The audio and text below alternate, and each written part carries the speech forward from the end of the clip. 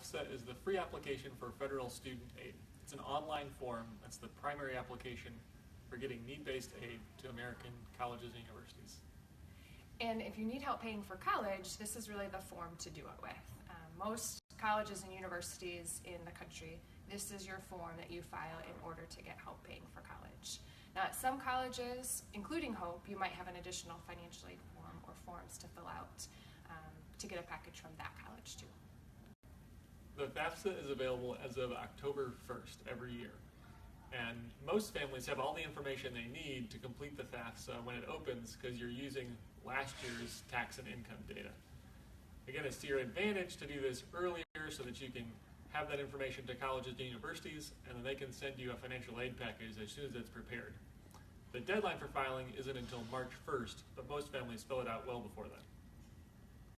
So the FAFSA isn't something you can just sit down and start filing. There's a few things you have to do first, and one is apply for a federal student aid ID number. You'll do that, you'll need a number for yourself as the student and also one for one parent. The next thing you'll need is income tax information for your parents and if you filed for yourself, as well as things like your parents' social security numbers and your driver's license if you have one. Lots of families are intimidated by this process, and so there are a ton of resources out there for help. Your high school guidance counselor can be a first place to go. The admissions rep for your high school in the admissions office at Hope is also a great resource who knows the Hope side of things.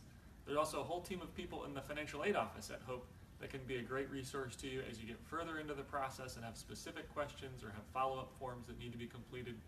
And there's also a live chat feature on the FAFSA website. So just don't expect answers right away. This always reminds me of the Schoolhouse Rock video, How a Bill Becomes a Law. And that takes time, as does this process.